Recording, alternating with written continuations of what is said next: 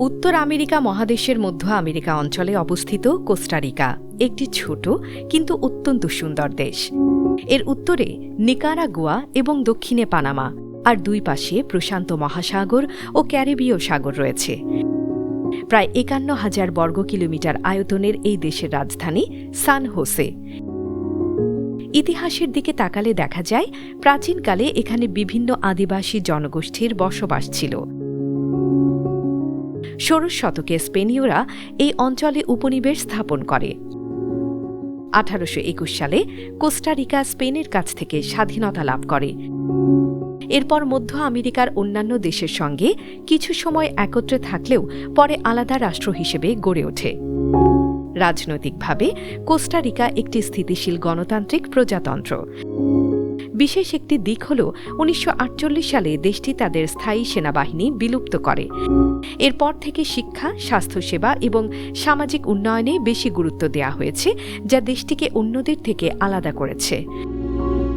Costa Rica তার অসাধারণ জীববৈচিত্র্যের জন্য বিশ্বজুড়ে পরিচিত এবং সমুদ্র সৈকত এই দেশকে প্রকৃতিপ্রেমীদের কাছে আকর্ষণীয় করে তুলেছে। নাগরিক সুবিধার ক্ষেত্রে কোস্টারিকা মধ্য আমেরিকার অন্যতম উন্নত দেশ।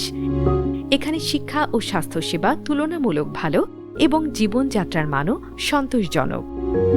তবে কিছু গ্রামীণ এলাকায় সুযোগ সুবিধা এখনও সীমিত। ধর্মীয়ভাবে অধিকাংশ মানুষ খ্রিস্টান, বিশেষ করে ক্যাথলিক।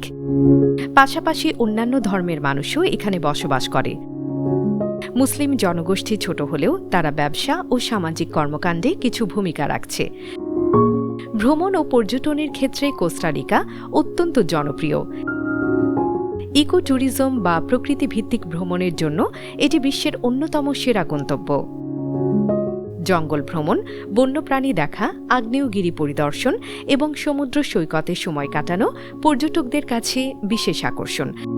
সব মিলিয়ে কোস্টারিকা একটি শান্তিপূর্ণ, পরিবেশ বান্ধব এবং প্রকৃতিতে ভরপুর দেশ, যেখানে উন্নয়ন ও প্রকৃতি একসাথে এগিয়ে চলছে।